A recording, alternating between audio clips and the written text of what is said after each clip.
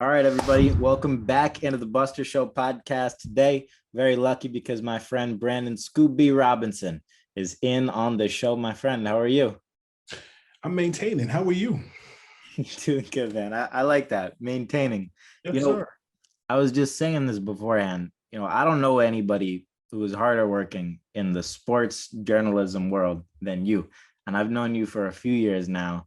And the Mhm. amount of different, projects and things and topics that you're on top of is truly remarkable. So I just wanted to start off with that. So thank you for coming on. Thank you for the flowers, sir. I appreciate it. So and yeah, go ahead. no, and I want to say I see everything that you're doing digitally, whether it's your podcast, whether it's your anecdotes on LinkedIn are quite interesting. I think I saw something the other day where you like screenshotted something you were gonna type, and then you were like, nah, and then you like posted the screenshot, and it was like funny. It was just your thoughts. I just think your methodology is kind of out. It's well, not kind of. It's out of the box. So keep doing what you're doing, and you're all over the place. I appreciate that, man. Yeah, that was funny. I wrote that writing on your notebook, like the cover of your notebook, is like a baby tattoo because That's what it was. Yep, I saw it this morning. Yep. you can never get rid of it. There are no more pages, but you switch notebooks eventually. It's not like your skin where you're stuck with that. Yes. So that was funny. Thank you. So I want to talk about your beginning in journalism. How did you get started? I know you've been doing this since you were like 5 years old or something crazy like that. So 12 years old, but I feel like my introduction to basketball was that. So so I started at 12 years old. I had a radio show with the Nets when I was a kid. When this was the 97, 98 season with the Nets. I hosted a show with Evan Roberts, who's over at WFAN, as well as former Net Albert King, called Nets Slammin' Planet. It was a kids radio show that was actually executive produced by Chris Carino, who's the voice of the Nets. And essentially, that was my start. I got that start because I auditioned to be a radio host at Chelsea Pier. There were hundreds of kids looking to audition to become a radio personality for to do commercials with the Crash Dummies. I don't know if you remember the Crash Dummies, but oftentimes, like if you watch like TV when they have like stock video of like those dolls that are sitting in the front seat of cars and the head hits the airbag. Those were like the Crash Dummies were kind of like infomercials that the U.S. I don't know if it's what branch of government or where it was, but like public service PSAs for like not smoking and like it was that in that same genre. And basically, I auditioned to do that. I killed the first audition. The first audition was at Chelsea Pier. The second audition was at Dangerfield's Comedy Club. I was selected over 8 other kids to do it. And the Nets contacted, that company and said, "Hey, do you have a kid who likes basketball?" So that was me. This was John Calipari, vice president of basketball operations for the Nets, as well as the head coach. Keith Van Horn was the first pick. And here I was in the locker room, being around Chris Carino, as well as Adrian Wojnarowski, Chris Broussard, Stephen A. Smith, all those guys as they were wanting to come up doing what they were doing. That was where I kind of solidified myself professionally in basketball. But before that, I was still around the game as a kid. That's awesome. I love that. Now, one of the things that I love most about you is, sort of similarly to what you were saying about, LinkedIn and people writing, random stuff there.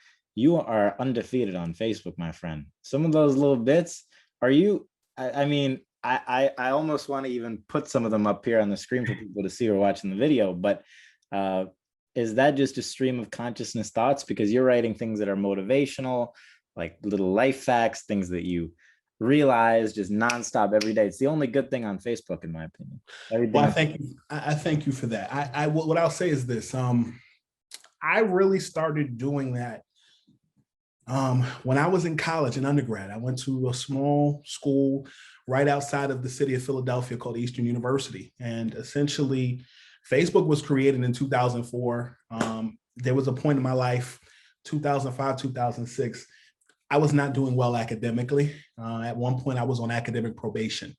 I just was dealing with a lot of family stuff. My grandmother had passed away, my mom's mom. I had other deaths in the family. I just wasn't doing well in school. And those quotes since 2005, 2006 have been something that I've used not just to uplift others, but I'm really talking to myself. And I feel like oftentimes people who are leaders, it's often said that leaders feel like they can give advice but not take advice. And, it's often like a do as I say, not as I do. And in my guesstimation, I just feel like if it can help me, just things that I'm hearing and throughout my spirit and just hear people say throughout the course of the day, whether it be funny, whether it be sad, whether it be uplifting, whatever, if it can help somebody, I don't care if it has 1 like, 2 likes, 1,000 likes, but if it can help somebody or motivate them, then I'm doing my job. Absolutely. And people always say too, it's easier, or it helps you properly understand things if you're able to teach them to others. And I feel like in some ways I even see that through social media. If you see people connecting with things that you're putting out, you'll even think about that more, and you'll pay more attention to said thing, and it can have an even more profound effect on whatever you're thinking. Yeah, I think there's truth to that. I also think that I also believe that you are what you ingest, and you are what you put out there. You are who you hang around, and birds of a feather flock together. And I often use this quote, the higher you go up on the elevator, it is your responsibility to send it back down in different ways. And, I did grow up in a Christian church or Christian background. And one of the things that I learned was that Jesus, whatever you believe in, I still think Jesus is someone that you can learn from, in the sense of he was a leader and he did it in an orthodox way. And he wasn't the most popular, but he was the person who had a mission and he went after it. And he preached the good news in that regard. And I think oftentimes people think, that you can only receive that level of word in the traditional form of reverence. And I think you can be witnessed to or be taught in a myriad of ways that has nothing to do with the church. Number one, it's how you live your life, it's how you treat people, and it's spreading that message. And I think that whether it's a social media post where everybody's on, or if it's helping somebody, or just giving that good news. That's right. That's what the gospel is, the good news. I feel like that's so important, and you see that level of consciousness throughout time. Dr. Martin Luther King, you saw it with Gandhi, you saw it with Mother Teresa. I'm not comparing myself to any of those people. I would say that I'm definitely influenced by them, but I definitely think that their message and the life that they tried to exemplify, they weren't perfect, but Tupac and Biggie, in a way, they spread a message. At the end of the day, it's all about uplifting and positive vibes in that regard. Totally. And especially in today's age where there's not enough of that. That's what's lacking on social media, because by nature of algorithms, it makes people more selfish, right? So it's sort of by default at scale prevents a lot of that. Imagine what the world would be like if you went on social media and it was just all like positive vibes and people uplifting each other. Like what sort of an impact do you think that would have on the world? Well, I'll tell you what, I had this conversation the other day. I genuinely feel as though where we are, because COVID is still alive and well. I think that people think it's over. It's not, but this is what I'll say. I think where we are right now is similar to where we were after 9/11 was over and people were back to normal. I believe that when 9/11 first happened, many folks were just nice to each other because it was a tragedy. You excuse my language, if you farted, somebody apologized. And I think at the end of the day, once the dust settled, it was business as usual. And I kind of feel like that's what's going on in the climate that we're in. And I do feel like COVID, as it relates to social media, I just think that, like you with the notebook, I think social media is a notebook that folks are using to let out their thoughts, both good and bad. And I also think that because folks have been in the house so long, they're like cavemen. They don't know how to. It's indicative upon people's responses and lack of patience. It's terrible. Yeah, that's true. And I think also, something that you said before, that you are the sum of those who you spend the most time with. the same is true for social media. You're the sum of the people that you follow and time, Mhm. because the average American, I think it's like 4.5 hours a day. And That ain't us. that's average, right? Right. So forget about if you're a teenager or if you're in the business or in any business that involves social, which is every business. It's probably more like 7 to 10. And I don't hang out with anybody 7 hours a day. You Your know, phone.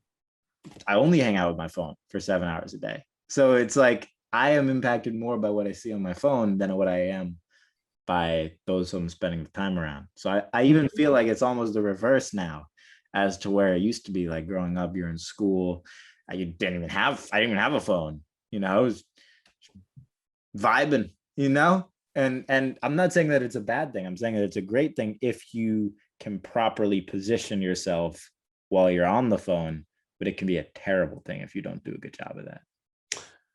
I'm with you. You're on to something, preacher. Yeah, man.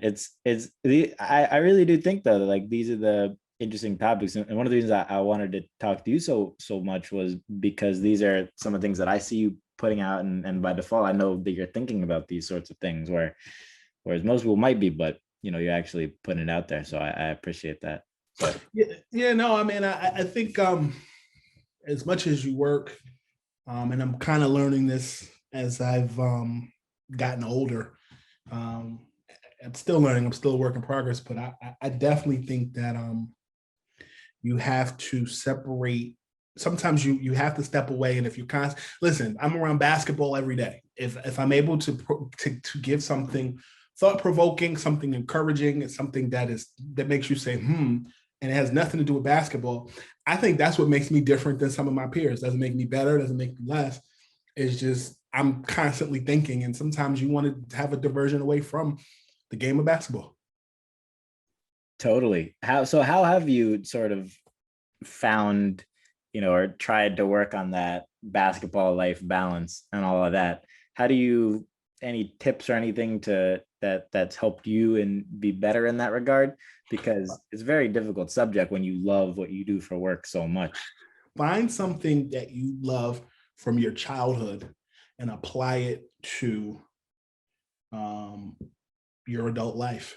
Um, I moved to a new complex a bit ago, and there's an arcade in my complex, and it has a ton of video games from my childhood that I play. I've kind of slacked just because it's been very, very busy with the playoffs for Sure. myself. It's been a great playoffs.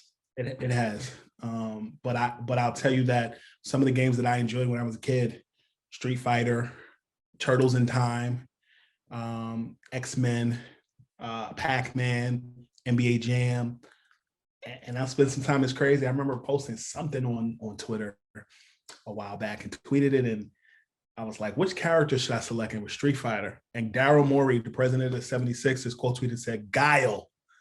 And people went crazy, like Daryl Morey plays video games. Like it was hilarious. It's like he's not a normal person. And it's he and I connected on that level, so you just never know how even that could turn into a more forwarding conversation. Totally. Yeah. And also a reminder that everybody is, more or less the same. Everybody has those video games when they're childhood. Everybody has like, all these different things, or at least you can find more crossovers than people think. I found that with my love of sports cards. I see it every day. All these people, oh, I collected in the 90s, I collected in the 80s, I collected in the 70s. Oh, I had that same card when I was a kid. Everybody's the same. Yeah, yeah. And when you talk about the sports cards, I got binders of cards. Exactly. And it's crazy because when I was a kid, I would get a lot of players to sign my stuff. That's dope. Sean Kemp, Rasheed Wallace, Jerry Stackhouse, Allen Iverson, Patrick Ewing, and I can go on and on a day. And the thing now is like jerseys. Like I'm starting to build a collection of different things. Like Carmelo Anthony signed his Denver Nuggets jersey for me. Dr. J signed a Philadelphia 76ers shooting shirt. It's got like the Sixers logo on it, on the patch, like a patch right here. He signed it. And I got Kyrie Irving to sign a Boston Celtics jersey for me. And it's like the one with the, because I know GE, I don't think it's their sponsor anymore. I had the check, the Nike check with the GE logo on it. So like, and I make sure that they sign it, a lot of them to Brandon or to Scoop. And I've just been developing and collecting over time. That's awesome. I love that. Um, Speaking of some of those guys, do you have any favorite? I know you've interviewed a lot of them. Do you have any favorite, favorite moments, experiences from talking to a lot of these guys? Is there anything that, stands out when you sort of think back and look back on all the interviews you've done? Yeah. So I mentioned to you that I started at 12 with the Nets as a kid. Before I started that in 97, my family actually ran and operated a sneaker store and a shoe store in Oh, Harlem, 125th Street. And we had a men's shoe store called Men's Walkers, and we had a sneaker store called Athlete's Foot. We were the only Black-owned Athlete's Foot in New York State. And I remember I have pictures as a kid where Dominique Wilkins was holding me as a baby. wow. Hakeem Olajuwon holding me. Spud Webb would do, all these guys would do sneaker releases in the store. And so for me, I feel like that was something that was always, that always stood out. And I feel like carrying that over and kind of connecting dots with my childhood to my adulthood is what makes it cool, specifically when I'm storytelling or I'm trying to get quotes that kind of tie into the news peg. So I'll give you an example.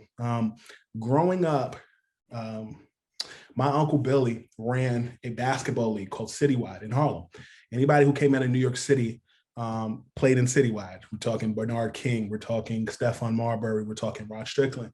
So I think Rod Strickland is Kyrie Irving's godfather. Of course, yeah. And my uncle was a mentor to Rod. And there was a period of time where really during the season or even like last fall, a lot of folks were kind of giving Kyrie a hard time, I'll just say. And I had my own relationship with him and et cetera. But this is what I'll say. But being able to connect the dots from the 90s to the present day is something that I enjoy. I have covered or been around Kai since 2013 when he was a Cav. And, that's carried over to Boston and to now in Brooklyn. To be able to tie or connect dots, what's Rod Strickland game? What's his game like in comparison to Kyrie? How would Kyrie fit into today's or yesterday's landscape versus today? How would Rod Strickland fit in today versus yesterday? And, even looking at playing style. So I like to draw lines between the 90s and the 80s and the present day. The connection with Rod and Kyrie sits well. I'll say even from the hip hop perspective, my aunt is from East Elmhurst, Queens, and she used to babysit LL Cool J. Whoa. And so like being at events, back when we were all outside, connecting with guys like LL Cool J on a level of, I know him from my aunt and from him shopping at the store on a local level, it easily and seamlessly carries over into the professional world, which is pretty cool.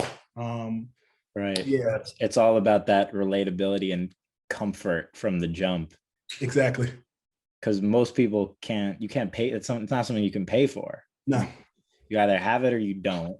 Mm-hmm. And if you don't have it, you can build it for sure, but it takes a lot of work. Yes. So for your preparation for big interviews, is that is it part just knowing some of these guys and relations and being able to connect some of those dots like you were talking about, and then how much of it is research, looking things up, thinking about things beforehand, and how much of it is just in the moment, authentic, and how do they sort of interplay with each other? Well, it's always authentic. I think that's important. I'll add that as much as I love basketball, I love pop culture. And a perfect example of that probably was back in the fall when I was at heavy.com for 2.5 years. And, during the pandemic, I started a digital show called Heavy Live with Scoop B. And I remember Marbury and I were texting, and he wanted to come on and talk. And I'm a huge Jay-Z fan. I like Marbury as well. And there was a line in his song, Jay-Z's song, Excuse Me Again, La La La. And the line goes like this. Don't confuse me with Marbury out this bitch might run up on me at the light. You could lose your life. And I asked him about it. And he went off on Jay-Z. I don't know that he ever really reacted to it. I don't know. I don't know if he's ever been asked about it in interviews, but I have a good rapport with him that, you know, those are the kind of questions I can ask. And that interview went viral. It was all over the place. They were talking about it on the radio. They were talking about it in blogs. They were talking about it. Like, it was everywhere. And like it was something that just paying attention to pop culture. You know, I'll give you another example. Carl Crawford, baseball player, manager of Meg Thee Stallion. I asked him about Meg Thee Stallion's contract. This was around the time that the Dodgers were in the World Series. And, you know, I asked him a question about Meg Thee Stallion. Next thing I know, people are tagging me in a Shade Room post. And I'm like, oh, okay, cool. Like, it hit. So I think it's paying attention to pop culture. I think it's being a person. I think it's being in tune with your audience. And if you're not, you know, doing some research to make sure that you are in tune, and it's taking notes. I don't think that if you're doing an interview, you should just write all your questions. You never know the direction that the interview is going to go in. I'll tell you that after I finished grad school and I was building my career, I spent about 10 years off and on as an adjunct professor at a couple of colleges. And I remember every semester I would play the film, The Interview. And I'll never forget when Eminem was on there and he made the comment, and just for context, he said, "I'm gay." And it's like, wait, the guy was like, wait, what? And he announced to the world that that's what he was.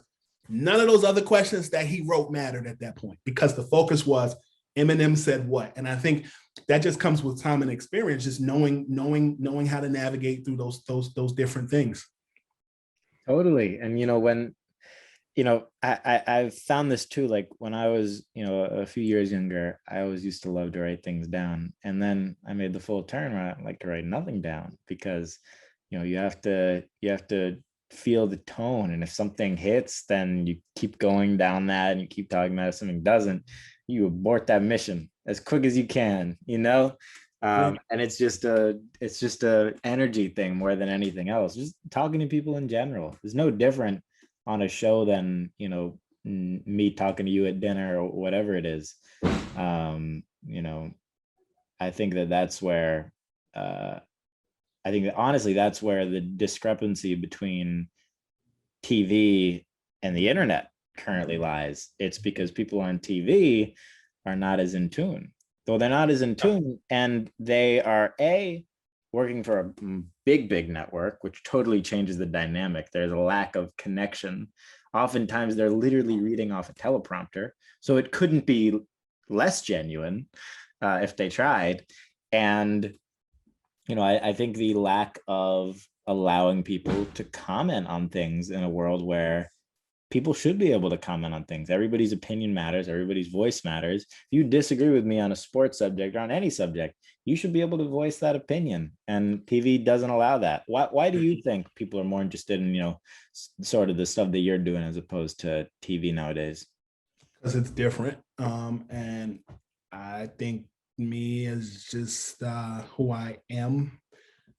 You either love me or you hate me. And I think there's no in between. So even if you dislike me or you like me, you still want to pay attention to my booking list, because I know how to navigate a conversation. And I think that the goal is not to be liked. The goal is to do the job and go home and be good at what you do. And so I think we're in an impasse where I think we are seeing TV and digital compete. And I remember a time when I finished grad school in 2011. I went to Howard University, and you know, nobody was hiring. I had to really build my situation from scratch. I built Scoop B Radio, which, you know, garners 2 to 3 million streams annually. We've had anyone from DJ Khaled to Stephon Marbury to Shaq to Charles Barkley, voice of Siri, Mark Cuban, a myriad of people. And, essentially, it started from a sneaker box. All my old tapes from my childhood were in a Timberland box sitting in my parents' house. And me and my team, my business partner, we digitized those tapes and created Scoopy Radio. The first time it went viral was when Tim Thomas, retired NBA player, talked about his beef with Kenyon Martin years ago and challenged him to a boxing match. And that hit like everywhere. And I just ahead remember. of its time, by the way. What'd you say? I said ahead of its time, as you see what's going on now. Exactly. I just talked to Tim about that the other day. That was a 2016 interview. And, Kenyon Martin and I have had conversation about it both in person and on the phone. And it's interesting, but creating that conversation between both, having them both separately on Scoopy Radio to discuss it. It wasn't until it was brought to the light that it hit the blogs, because it's not something people think about. Like, I remember sitting down with Kenny Smith, another New York legend who, gave his time, and we talked about the Bulls. And I asked him straight up, like, if Michael Jordan hadn't retired, would the Rockets still have won those two championships, 94, 95? And he said, we would have beat him, no question. Like, that interview hit the jump on ESPN. It hit tons of blogs, and it was a blessing to have that Scooby Radio as an independent podcast make those type of waves. You usually see majors moving like that, moving as a major, as an indie at that point. And it's the epitome of, in high school we were always looking for that new DJ Clue or DJ Envy mixtape. It's moving like a mixtape rather than just waiting for the studio album.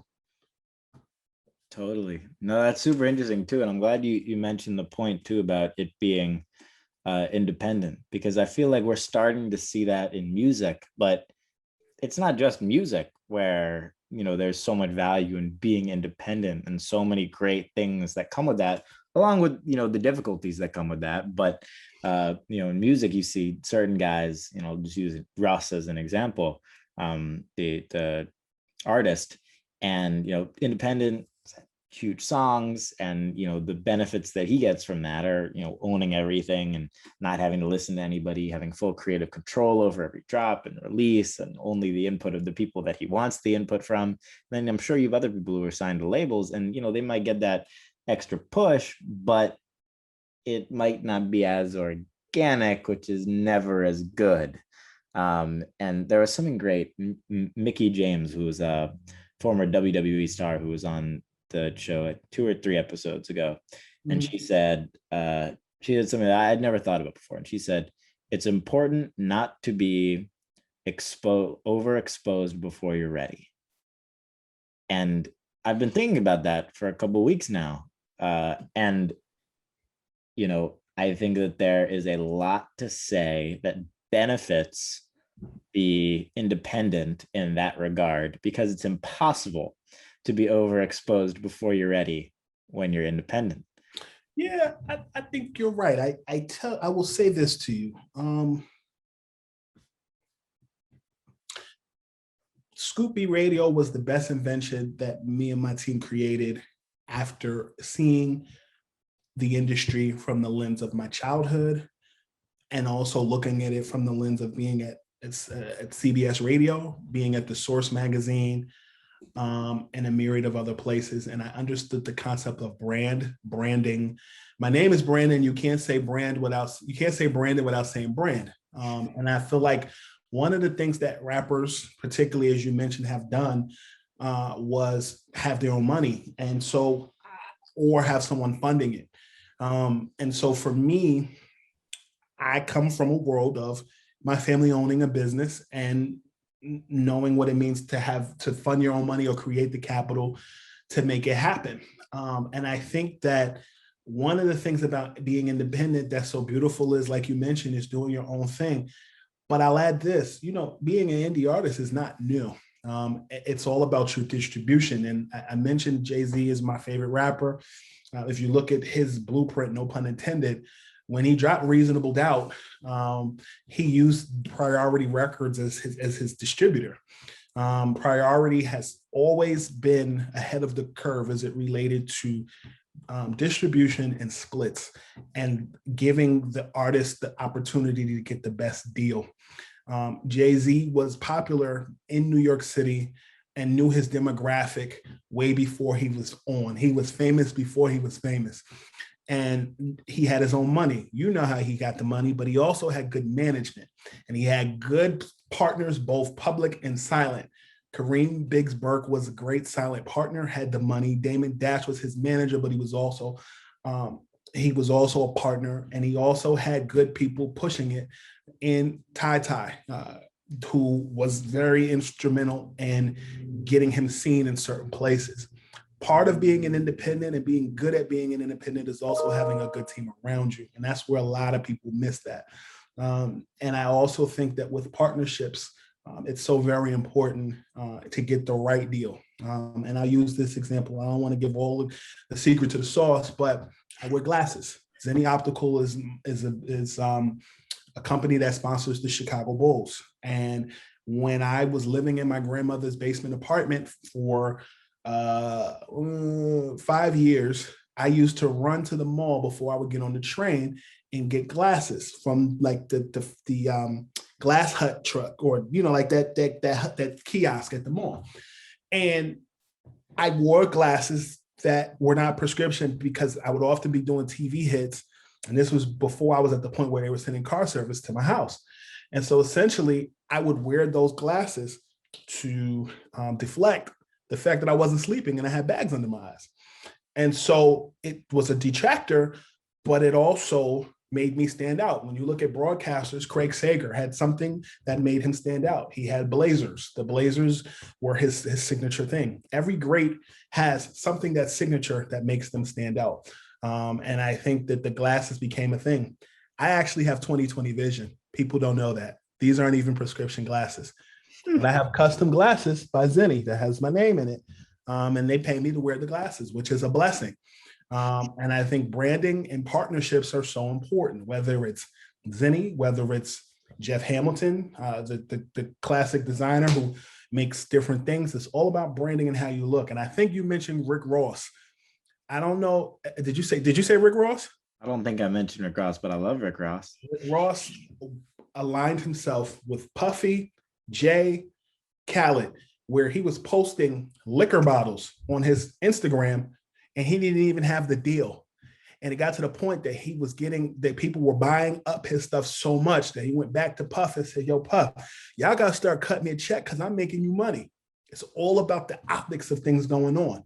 So I didn't know that these glasses would be a thing, but it ended up turning into something that I could even realize, So I just think it's important to be forward thinking, think ahead, but also if you're an independent, you got to have partnerships that make sense, that balance out your brand.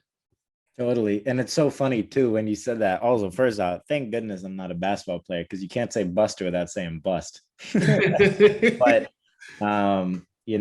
I think it's interesting too. Like there's some things you can never predict, right? Like, let's say I have crazy sneaker game. Nobody would have known for the last year because all you see is the waist up, so you got lucky. You got lucky there with the glasses being on camera 24/7. There's some things you can't prepare for and that benefit you too. I'll say this. I don't want to monopolize the time, but I'll just say that, heading into COVID, me and one of my business partners, we had both just talked about this. So we're talking like January, February of 2020, preparing for the next recession. I graduated college, undergrad. I went to Eastern University, small school in Pennsylvania, and in 2008 when the banks collapsed, and nobody predicted that. This was newspapers were dying breed, and it was all about social media developing and digital content. That was the start, I believe, when the banks collapsed in 2008. And so thinking ahead in 2020, me and my business partners were like, yo, we got to start preparing for the next recession. We don't know what it's going to be. We don't know how it's going to be, but we got to start preparing, whatever that is, whether that's digital marketing, whether that's, getting a secure job at a university so that you can teach the same things that we do every day. As long as you're straight until you're about 40 years old, the rest of it is just managing your money, managing your time, and developing and building your family. And then COVID hit. And so I feel like our belief and our senses of what was what were right on target. And, it was all about, I feel like 2020 was all about investing in yourself if you did it right. Absolutely. There's this thing I always say. It's called No Days Offsies that I started beginning of the pandemic, a little bit before too, but I didn't have a name for it. And all that it means is, getting up and getting active every day in whatever way that means. It doesn't even necessarily just mean physical. It means mental. It means put that time and energy into the things that you care about. Treat everybody well and with respect. But I do think that COVID, and I'll say this too, for the people who are listening that still have things that they want to get after, they still have physical health, every goals that they want to get after. There's no better time. The best time was yesterday, but the second best time is today. And the third best time is also today. So, there's always ample time. But with that being said, I think that if people didn't do it during COVID, it's probably not the best signal that it's going to happen. The best time is today, not tomorrow, not a week from now. It's now. And I'll tell you that from a perspective of personal development, I want to acknowledge this, like, we lost a lot of people during COVID, and I don't want to make light of just personal development without acknowledging that we lost a lot of people to something that is still not over. And whatever you need to do, whether it's shots or meaning vaccines or masking up or socially distant, you make sure that you're doing that. But the one thing that I think is so imperative in remembering as we're having this conversation is passion. Everybody's not afforded the opportunity to know what their passion is. I remember there were times where when I was in finishing grad school and figuring out my next move, living in my grandmother's basement, she would often say to me when things weren't going my way, you need to get a job. McDonald's is always hiring. And I didn't always agree with that methodology. But one thing that I will say is this: if you're in a position where you're looking to make your dream a reality, or you're trying to make your dream your job, you're going to at some point have to work somewhere to fund your dream. If you don't have that support in that regard. And I think it's so important. If you're not making money online and working in that e-commerce space or online space, whether it's branding, whether it's PR, whether it's whatever, I think now more than ever is the best time to do something like that. And I think that to go back to that point about just what I was saying, I just think it's so important to really hone in on your gifts, your talents, but your passion. I love basketball. I love music. I love culture. And I love the arts. And I think that, it's so important to just tap into that in whatever way you can. Totally. And I'm curious if you also believe in this, the idea of doing things that you hate to figure out what you love. Is that something that you believe in? Yeah. So when I was in grad school, I interned at the spring semester at 30 Rock at NBC. And I was an intern at News Specials, Breaking News, and Nightly News with Brian Williams, who was hosting it at the time. It's now Lester Holt's show. That's significant because during the week, I would see Lester Holt just in the hallways and would have conversation. Like during that time, I would see Tom Brokaw. Like I shared the elevator a time or two with Tom Brokaw, and he would give me some advice. And, I would often see Lester Holt. And we were friendly. And he asked me, like, Brendan, how are you liking your internship? I said, can I be honest with you, Lester? He said, yeah. I said, I hate it. He laughed. He goes, well, it's important for you to do things that you hate so that you can figure out what you love. Exact what you just said. And I later ran into Lester like that summer. I was out in San Diego for a conference. And he was like, Brandon, right? I go, yeah. He goes, yeah, I remember you hated the internship. I said, yeah, but you left me with something that I'll never forget. It's important to do what you hate so you can figure out what you love. And it takes me back to something my mom would often say: do what you have to do so that you can do what you want to do. That's a good line. It's important. Yeah. That's great, man. Well, I think that's a perfect note to leave this off on. Where can people find you best if they want to keep following your journey?